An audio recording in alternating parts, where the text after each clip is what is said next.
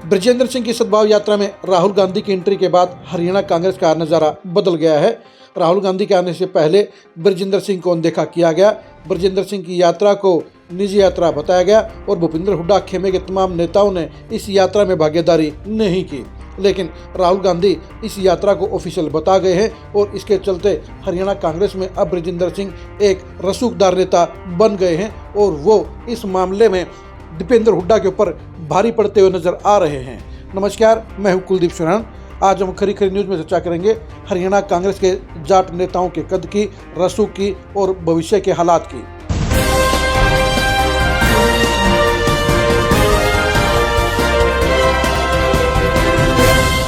इसमें कोई शक नहीं है कि भूपेंद्र हुड्डा इसमें हरियाणा में कांग्रेस के सबसे बड़े जाट नेता हैं, लेकिन वो उम्र की उस दहलीज पर पहुंच गए हैं जहां 2-4 साल के बाद उनका विकल्प तलाशा जाएगा और विकल्प की तलाश में हरियाणा कांग्रेस में इस समय 3 चेहरे दावेदार भी नजर आते हैं।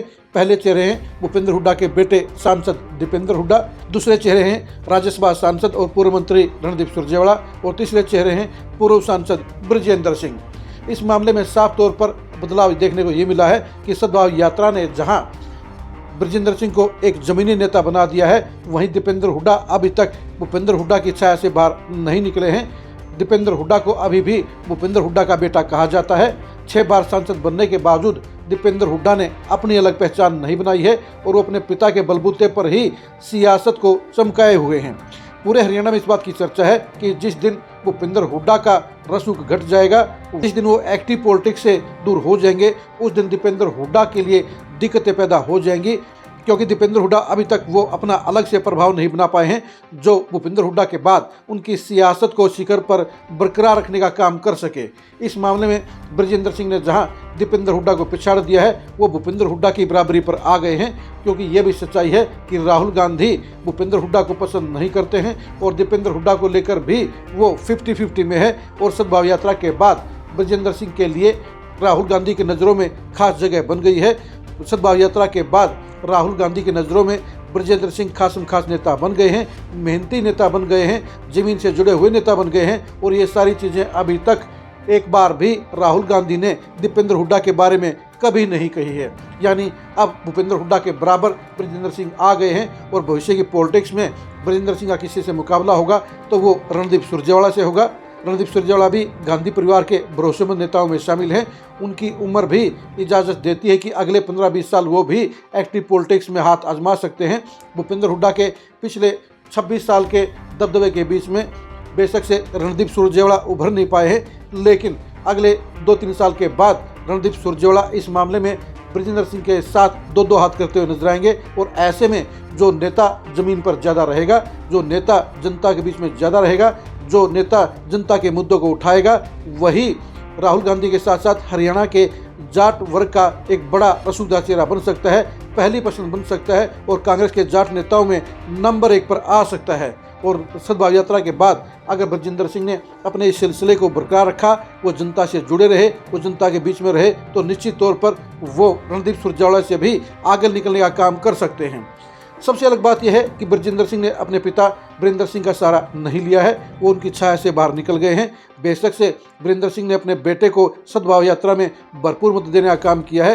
वीरेंद्र सिंह के सिस्टम ने, वीरेंद्र सिंह के साथियों ने ही पूरी यात्रा को कामयाब करने में अहम भूमिका निभाने का काम किया है। लेकिन ये भी सच्चाई है कि बृजेंद्र सिंह ने इस यात्रा के जरिए अपने को निखारने का काम किया है। आप खुद देखिए कि 7 महीने में सद्भाव यात्रा के दौरान कैसे कैसे नज़ारे बृजेंद्र सिंह के साथ हुए। आप देखिए कैसे वो लगातार यात्रा में आगे बढ़ते गए।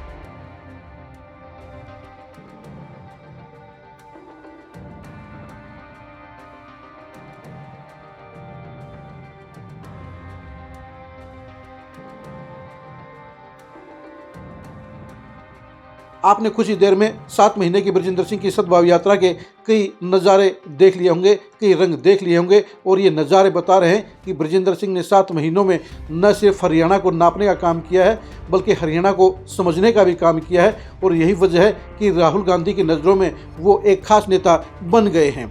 हरियाणा कांग्रेस में अब बदलाव होना लाजमी है। 2029 के चुनाव से पहले हरियाणा कांग्रेस में बड़ा बदलाव देखा जाएगा और बदलाव के उस पथ के ऊपर आपको बृजेंद्र सिंह की भूमिका भी खासम खास नज़र आ सकती है। अब देखने की बात यह रहेगी कि दीपेंद्र हुड्डा बृजेंद्र सिंह को कैसे पकड़ेंगे, कैसे उनकी बराबरी पाएंगे। लेकिन आज की सच्चाई यही है, आज की खरी बात यही है कि दीपेंद्र हुड्डा बृजेंद्र सिंह से पिछड़ गए हैं और दीपेंद्र हुड्डा को बृजेंद्र सिंह को दोबारा पकड़ने के लिए काफ़ी कुछ अलग करना होगा, काफ़ी कुछ करके दिखाना होगा। आप बृजेंद्र सिंह के सियासी भविष्य को लेकर क्या सोचते हैं, कमेंट करके जरूर बताइए। सद्भाव यात्रा ने क्या बृजेंद्र सिंह को अलग मुकाम, अलग रसूख देने का काम किया है? दीपेंद्र हुड्डा अभी भी सिर्फ भूपेंद्र हुड्डा के बेटे क्यों बने हुए हैं, अलग से पहचान क्यों नहीं बना पाए हैं, इसका भी कमेंट करके जवाब दीजिए। हरियाणा कांग्रेस में जाट नेताओं के भविष्य को जानने के लिए आप लगातार खरी न्यूज़ बने रहिए। आप हमारे फेसबुक पेज को फॉलो कीजिए, आप हमारे यूट्यूब चैनल को सब्सक्राइब कीजिए। नमस्कार।